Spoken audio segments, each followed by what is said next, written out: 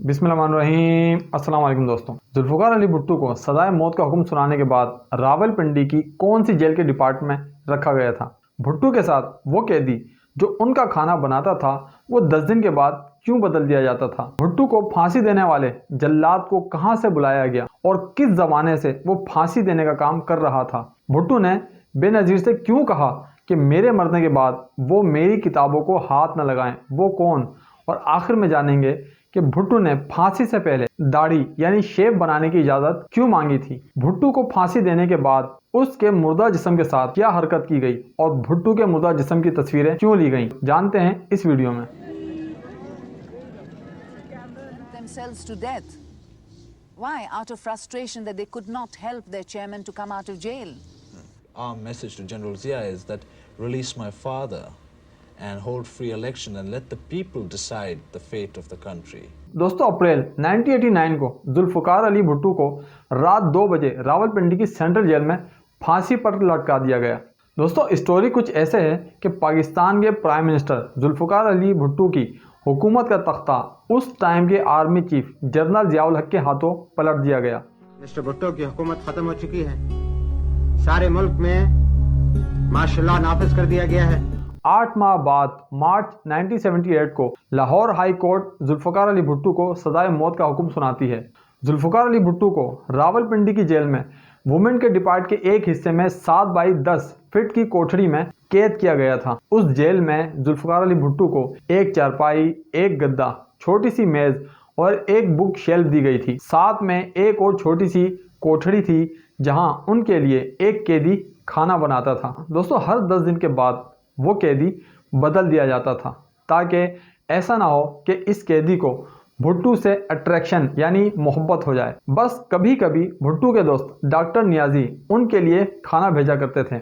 दोस्तों, सलमान तासीर अपनी बुक में लिखते हैं कि शुरू के दिनों में भुट्टो जब टॉयलेट जाते थे तो एक सिक्योरिटी गार्ड उस जगह भी उनकी निगरानी करता था। भुट्टो को ये हरकत इतनी बुरी लगती थी कि उन्होंने अपना खाना ही बंद कर दिया था ताकि उन्हें टॉयलेट जाने की ज़रूरत ही ना पेश आए। लेकिन कुछ दिन बाद इस तरह की मॉनिटरिंग को बंद कर दिया गया और उनके लिए कोठरी के बाहर एक अलग से टॉयलेट बनवा दिया गया था। जुल्फ़िकार अली भुट्टो को जेल के अंदर पढ़ने की आज़ादी थी। भुट्टो अपनी आखिरी दिनों में कुछ बुक्स का मुताला कर रहे थे, जिनमें एक रिचर्ड निक्सन की बायोग्राफी, जवाहरलाल नेहरू की बुक डिस्कवरी ऑफ इंडिया और सिद्दीक साई की एक बुक विटनेस टू सरेंडर का मुताला कर रहे थे। भुट्टो को फांसी देने के लिए पंजाब हुकूमत ने जल्लाद तारा मसीह को लाहौर से बुलवाया था। जल्लाद तारा मसीह का खानदान महाराजा रंजीत सिंह के ज़माने से फांसी देने का काम कर रहा था। जेल में रहते हुए भुट्टो मुसलसल अपने मसूड़ों की तकलीफ की वजह से काफ़ी बेचैन थे क्योंकि इनमें पस पड़ गई थी। अप्रैल 1989 की सुबह के टाइम बेनज़ीर भुट्टो अपने रूम में आराम कर रही थी कि अचानक इनकी वालदा नुसरत भुट्टो कमरे में ये कहते हुए दाखिल हुई कि पिंकी, घर के बाहर जो आर्मी वाले हैं इनका कहना है कि हम दोनों को आज ही तुम्हारे वालिद से मुलाकात के लिए जाना पड़ेगा।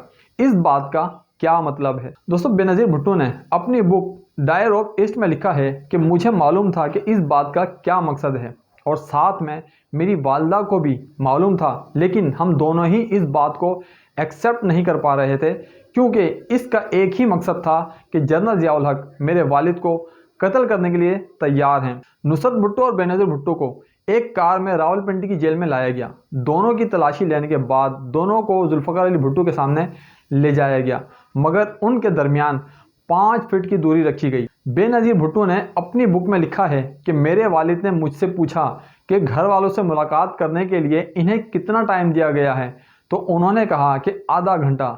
मेरे वालिद ने कहा कि जेल के कवानीन के मुताबिक फांसी से पहले ख़ानदान वालों से मुलाकात के लिए 1 घंटा दिया जाता है। एहलकार ने जवाब दिया कि मुझे ऐसी ही हिदायत दी गई है कि आपको सिर्फ आधा घंटा दिया जाए। दोस्तों, भुट्टो ज़मीन पर पड़े एक गद्दे पर बैठे थे क्योंकि उनकी कोठरी से उनकी टेबल, कुर्सी और चारपाई हटा दिए गए थे। बेनज़ीर भुट्टो ने लिखा है कि मेरे वालिद भुट्टो ने मेरी लाई हुई किताबें और मैगज़ीन भी मुझे वापस कर दिए। भुट्टो का कहना था कि मैं नहीं चाहता कि मेरे मरने के बाद वो लोग इन्हें हाथ लगाएं। भुट्टो ने बेनज़ीर को उनके वकील के दिए हुए कुछ सिगार भी वापस कर दिए। वो कह रहे थे कि शाम के लिए मैंने एक सिगार बचा के रखा हुआ है। भुट्टो मुझे अपनी शादी की अंगूठी भी दे रहे थे, लेकिन मेरी वालिदा ने इन्हें रोक दिया। जिस पर जुल्फ़िकार अली भुट्टो ने कहा कि अभी तो इसे मैं पहन लेता हूँ, लेकिन बाद में इसे बेनज़ीर को दे दिया जाए। थोड़ी ही देर बाद जेलर ने आकर कहा कि मुलाकात का टाइम ख़त्म हो गया है। बेनज़ीर ने कहा कि जेल को खोलें, मैं अपने वालिद को गले लगाना चाहती हूँ, लेकिन जेलर ने बेनज़ीर को इस बात की इजाज़त नहीं दी। बेनज़ीर ने कहा कि प्लीज़, मेरे वालिद पाकिस्तान के मुंतखब प्राइम मिनिस्टर हैं और मैं इनकी बेटी हूँ। ये मेरी आखिरी मुलाकात है और मुझे इनको गले लगाने का हक है। लेकिन जेलर ने साफ इनकार कर दिया। बेनज़ीर की वालिदा नुसरत भुट्टो ने सलाखों के दरमियान हाथ बढ़ाकर मेरे वालिद के हाथों को छुआ। हम दोनों तेज़ी के साथ जेल से बाहर आ गए। बेनज़ीर पलटकर अपने वालिद को देखना चाहती थी, लेकिन इनकी हिम्मत जवाब दे चुकी थी। जेल सुपरिटेंडर यार मोहम्मद ने भुट्टो को ब्लैक वारंट पढ़कर सुनाया, जिसे भुट्टो ने खामोशी से सुना। भुट्टो ने कोठरी के बाहर खड़े गार्ड को बुलवाया और डिप्टी सुपरिटेंडेंट से कहा कि मरने के बाद मेरी घड़ी इसको दे दी जाए। 8:05 पर भुट्टो ने अपने हेल्पर अब्दुल रहमान से कॉफ़ी लाने के लिए कहा।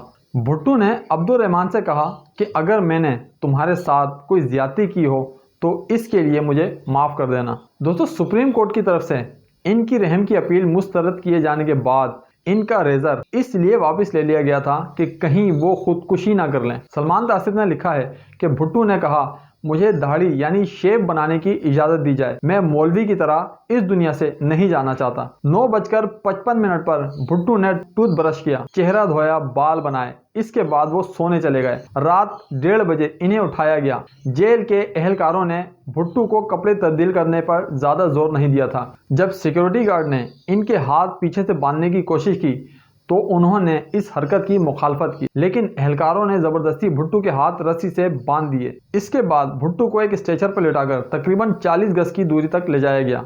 भुट्टो स्ट्रेचर से खुद उतर गए और फांसी के फंदे तक खुद चलकर गए। जल्लाद ने इनका चेहरा काले कपड़े से ढांप दिया था। भुट्टो के पैर बांध दिए गए। 2:04 पर मजिस्ट्रेट बशीर अहमद खान ने इशारा किया। जल्लाद तारा मसीह ने लीवर खींचा। दोस्तों, उसी टाइम भुट्टो के आखिरी अल्फाज थे, फिनिश इट।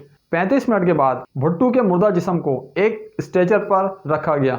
दोस्तों, उस जमाने में रावलपिंडी सेंट्रल जेल में खुफिया एहलकार कर्नल रफीउद्दीन ने अपनी बुक भुट्टो के आखिरी 223 दिन में लिखा है कि थोड़ी देर के बाद एजेंसी के एक फोटोग्राफर ने आकर भुट्टो के जिस्म के प्राइवेट पार्ट्स की तस्वीरें ली। शायद हुकूमत इस बात की तस्दीक करना चाहती थी कि भुट्टो के इस्लामी तरीके से खतना भी हुई हैं या नहीं। एक राइटर शायम भाया ने अपनी किताब गुड बाय शहजादी में लिखा था कि बेनज़ीर ने इन्हें खुद बताया था कि भुट्टो को फांसी देने के बाद उनके मुर्दा जिस्म के साथ बेहुरमती की गई थी।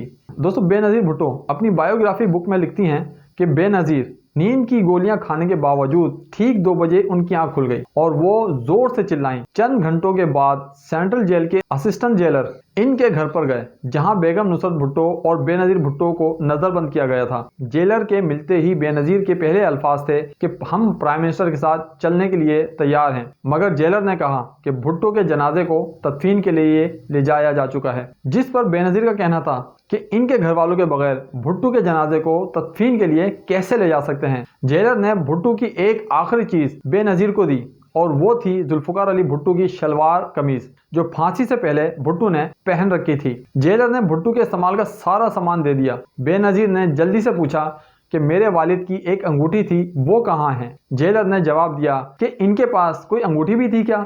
जेलर ने अंगूठी ढूंढने का ड्रामा किया, लेकिन अंगूठी बेनज़ीर को दे दी। जेलर का यह कहना था कि भुट्टो की आखिरत बहुत पुरसकून थी। बेनज़ीर भुट्टो का कहना था कि फांसी भी क्या कभी पुरसकून हो सकती है।